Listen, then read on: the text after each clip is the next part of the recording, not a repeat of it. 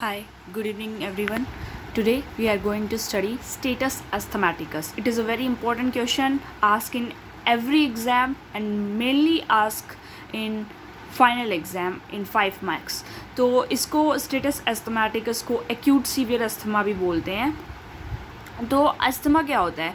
Asthma problem होती है trachea और मेनली ब्रोंकाई की कि उसके अंदर ब्रोंको कॉन्स्ट्रिक्शन हो जाता है. तो it is a problem in the region trachea and bronchi, जहाँ पर ब्रोंको कॉन्स्ट्रिक्शन हो जाता है, जिसकी वजह से इंसान को, पेशेंट को सांस लेने में दिक्कत होती है, डिस्पीनिया होता है. तो हम बात करते हैं, इसका मैनेजमेंट बहुत पूछा जाता है. तो स्टेटस अस्थमैटिकस मतलब एमरजेंसी, एक्यूट अटैक आता है किसी को, अस्थमा को, अचानक से उसको सांस लेने में दिक्कत होती है. तो क्या मैनेजमेंट हम करेंगे उस पेशेंट के लिए? Status asthmaticus is a life threatening severe asthma exacerbation unresponsive to standard treatment. जैसे कि पहले से उसका ट्रीटमेंट चल रहा है और वो उस ट्रीटमेंट को अनरेस्पॉन्स कर रहा है, उससे कोई रेस्पॉन्स नहीं हो रहा है, उसकी कंडीशन में कोई सुधार नहीं हो रहा है. Unresponsive to standard treatment characterized by intense wheezing, severe dyspnea and potential respiratory failure. What is then now again revise it. Status asthmaticus is a life threatening condition.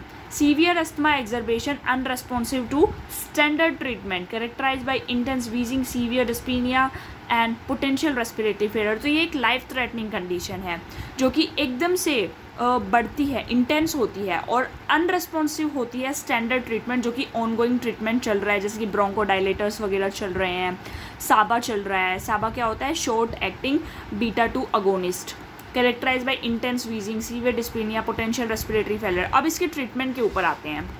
तो इसका पूरा मैंने एक फ्लो चार्ट बना रखा है, देख लीजिए. अब इसके बारे में हम बात करेंगे. तो सबसे पहले हम बात करते हैं, जैसे कि है ना, हमारे पास ये स्मूथ मसल्स होती हैं ब्रोंकाइज में.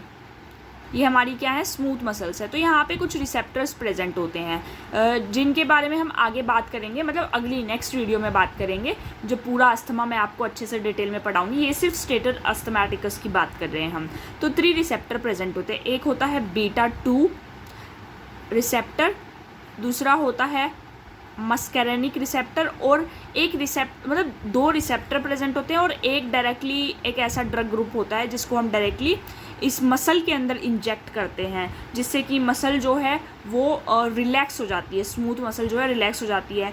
इन्हीं के ऊपर मतलब ड्रग्स हमारी क्लासिफाइड है अस्थमा की, तो वो बात करेंगे हम. फिलहाल बीटा 2 रिसेप्टर हमें पता चल गया स्मूथ मसल्स के ऊपर प्रेजेंट होता है ब्रोंकाई में, ठीक है. तो अगर बीटा 2 रिसेप्टर को हम स्टिमुलेट करते हैं, ये एक सिंपैथेटिक सिस्टम के ऊपर काम करता है. और M3 मस्कैरेनिक रिसेप्टर किसके ऊपर काम करता है? पैरासिम्पैथेटिक जो सिस्टम है उसके अकॉर्डिंग काम करता है. बीटा 2 किस पे काम करता है? सिंपैथेटिक के अकॉर्डिंग काम करता है. और मस्कैरेनिक कैसे काम करता है? पैरासिम्पैथेटिक सिस्टम के अकॉर्डिंग काम करता है.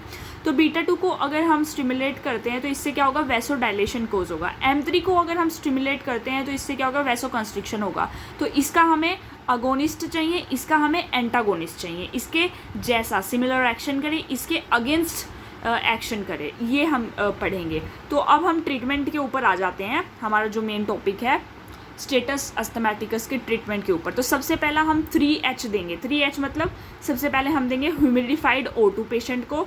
और हमें देखना है कि जो PO2 है, हमारा ब्लड के अंदर O2 का लेवल है, वो मोर देन 90% होना चाहिए. हम सिर्फ ह्यूमिडिफाइड O2 देंगे, नॉन ह्यूमिडिफाइड O2 हम नहीं देंगे. दूसरा हम देंगे हाइड्रोकोर्टिसोन. 3H है ना, तो सबसे पहले ह्यूमिडिफाइड O2 हो गया, दूसरा हाइड्रोकोर्टिसोन हो गया जो कि एक कोर्टिकोस्टेरॉइड है. IV देंगे 4 to 5 mg पर kg weight. High dose salbutamol देंगे. साल्बुटामोल क्या है? साबा है, short acting beta 2 agonist. Beta 2 के बारे में मैंने यहाँ बता दिया, तो अब आपको समझ में आ रहा होगा मैंने ये क्यों बताया था. इसको हम इनहेलेशनल रूट से देंगे. अगर ये सब देने के बाद भी अगर पेशेंट का कंट्रोल नहीं हो रहा है, उसको अच्छे से रेस्पिरेशन नहीं हो रहा है, तो हम क्या देंगे? Add MgSO4.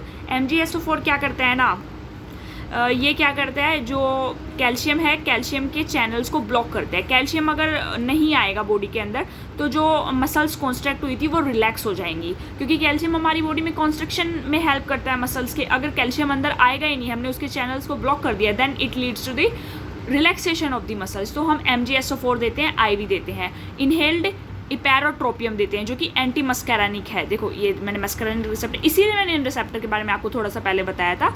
ये क्या है, एंटी मस्कैरानिक इपैरोट्रोपियम, ठीक है। अगर अब भी कंट्रोल नहीं हो रहा है, मान लीजिए दो कंडीशन है, एक तो सडन रेस्पिरेटरी फेल्योर हो रहा है, तो हम क्या देंगे, एक हम दे सकते हैं सबक्यूटेनियस इंजेक्शन टर्ब्यूटलिन जो कि बीटा 2 अगोनिस्ट है, या हम आईवी इंजेक्शन दे सकते हैं सालमेट्रोल का जो कि एक बीटा 2 अगोनिस्ट है। अगर ये तो हो गया सडन रेस्पिरेटरी फेल्योर में। अगर हमने जैसे मान लीजिए ये ड्रग दी, उसके बाद इन ड्रग्स का रेस्पॉन्स ही पेशेंट के ऊपर कुछ नहीं हो रहा है, उसकी कंडीशन वैसी की वैसी बनी हुई है और वर्सन हो रही है, ठीक नहीं हो रही है, तो क्या करेंगे, आईवी अमीनोफाइलिन देंगे, मिथाइल जैंथिन। ये क्या करता है, डायरेक्टली स्मूथ मसल्स, मैंने बताया था ना यहाँ पे डायरेक्टली एक स्मूथ मसल्स के ऊपर एक्ट करता है, वो यही है मिथाइल जैंथिन। डायरेक्टली स्मूथ मसल्स के अंदर जाता है, स्मूथ मसल्स के अंदर जाने के बाद ये उसको रिलैक्स करता है, तो हम ये 5 to 6 mg पर kg देंगे, ठीक है। अब मान लीजिए इसके बाद भी अगर कंडीशन ठीक नहीं हो रही है पेशेंट की, हमने एक कंडीशन पढ़ी 3H वाली, दूसरा मैनेजमेंट पढ़ा हमने MgSO4 वाला, फिर तीसरा हमने पढ़ा टर्ब्यूटलिन वाला सडन रेस्पिरेटरी फेलियर, और हमने पढ़ा था चौथा, अगर नॉट रेस्पॉन्डिंग है तो अमीनोफाइलिन देंगे। अगर फिर भी अगर कंट्रोल नहीं हो रहा और बॉडी में PCO2 का जो लेवल है वो बढ़ता ही जा रहा है, तो हम पेशेंट को जनरल एनेस्थीसिया देंगे और मैकेनिकल वेंटिलेशन के ऊपर रखेंगे। ये हमने कहाँ पढ़ा था, ये सेम हमने स्टेटस एपिलेप्टिकस में भी पढ़ा था कि लास्ट में जो ऑप्शन बचता है हमारे पास यही बचता है कि हम उसको मैकेनिकल वेंटिलेशन या जनरल एनेस्थीसिया दे करके मैकेनिकल वेंटिलेशन के ऊपर रखें। हैलोथेन is a general anaesthetic agent और ये ब्रोंकोडाइलेटर भी है, तो यही हम उसको देते हैं। तो ये आपको समझ में आया होगा, आई होप। अगर नहीं समझ में आया हो, कुछ भी अगर मतलब इसमें डाउट हो, तो आप मुझसे पूछ सकते हैं। Thank you so much. मैं आगे इसका वीडियो और बनाऊँगी अच्छे से, उसमें क्लासिफिकेशन के बारे में बताऊंगी। तो थैंक यू सो मच।